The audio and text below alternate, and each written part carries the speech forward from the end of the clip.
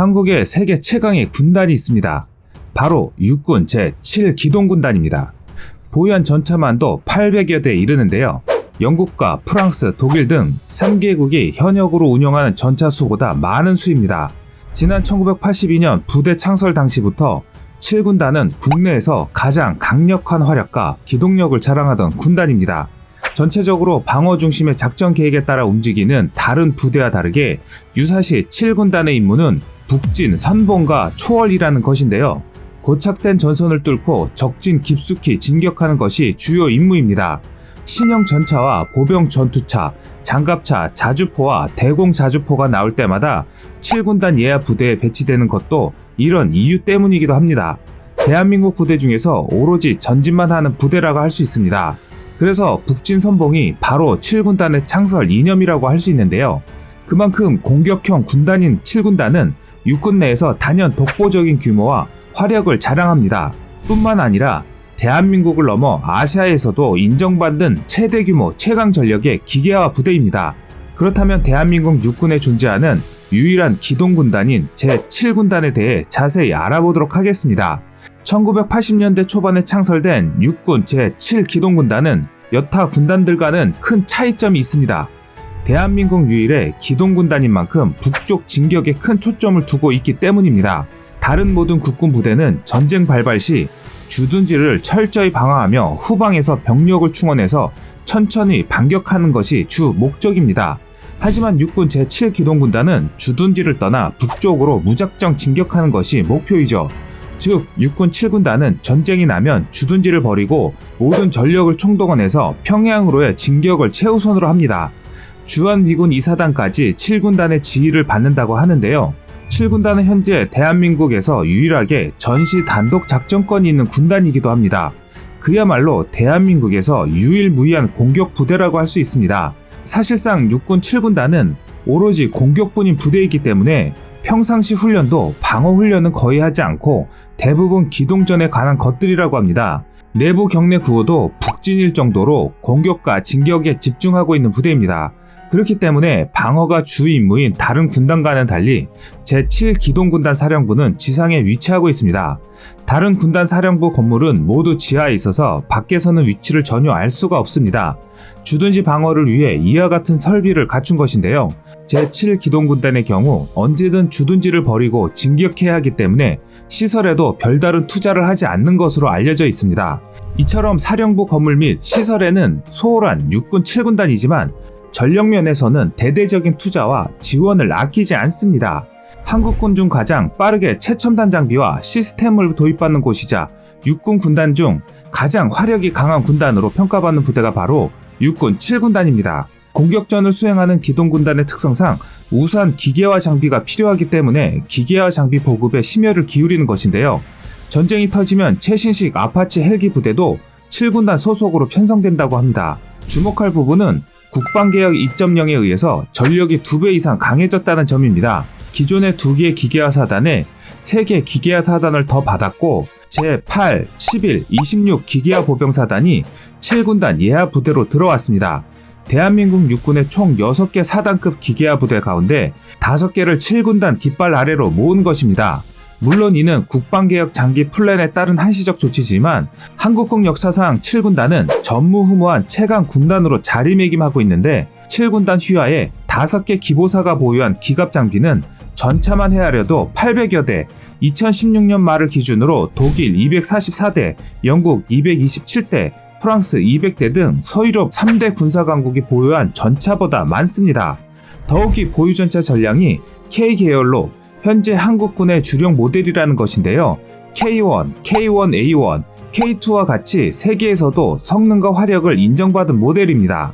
신형인 국산 K계열의 전차의 40%가 7군단에 몰려있는데 평시에 이 정도 전력을 갖춘 기계화 군단은 지구상 어디에도 없을 정도입니다.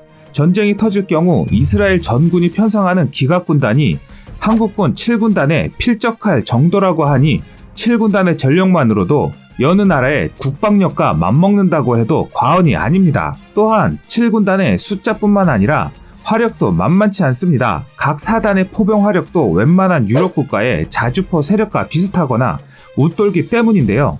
유럽은 옛 소련 붕괴 이후 꾸준히 군비를 축소해 외형 전력이 낮아진 상태이지만 반면에 7군단은 여기에 군단급 부대로는 유일하게 강습 대대를 보유하고 있습니다. 7군단의 이하 부대를 좀 더 세부적으로 설명드리자면 맹호 부대라고 불리는 수도 기계화 보병사단이 있고 맹호 부대의 영원한 라이벌인 제20 기계화 보병사단 결전부대, 그리고 오뚜기 부대라고 잘 알려진 제8 기계화 보병사단, 젓가락 부대라 불리는 제11 기계화 보병사단, BC 마스터카드 부대라 불리는 제26 기계화 보병사단과 제7 포병여단, 제7 공병여단으로 구성되어 있습니다.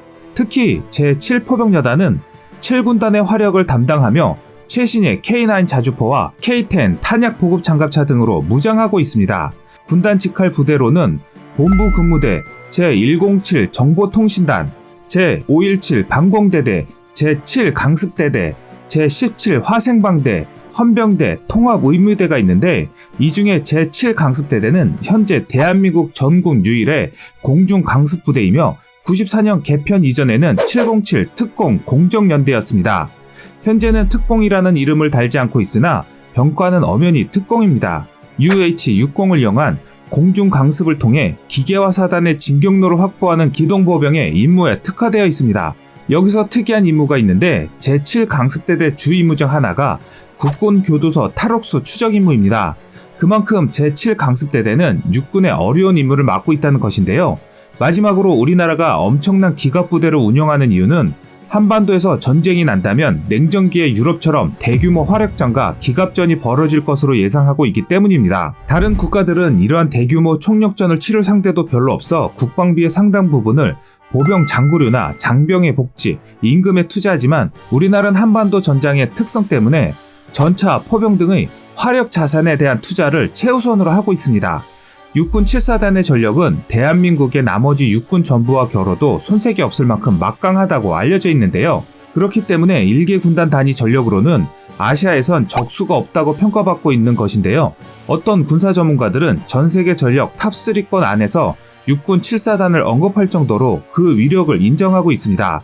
반면 북한은 방사포와 미사일 전력에 집착하고 있습니다. 그런 이유는 한국에 비해 열세인 재래식 전력을 상쇄하기 위한 것인데요. 군사 전문가들은 500km 이하 단거리 발사체는 선제 기습, 속전속결을 원칙으로 하는 북한군의 전통적 군사 전력의 핵심 수단이라고 말합니다. 한국군은 1990년대 초반부터 본격적으로 무기 체계를 첨단화했는데 90년대 초반 소련 및 동구권의 붕괴로 당시 한국에 배치돼 있던 미국의 전술핵이 전면 철수됐고 생화학 무기도 모두 폐기됐습니다. 한국은 이때부터 재래식 전력을 발전시킨 반면 북한은 핵과 전략미사일 등 비대칭 전력에 집중했는데요.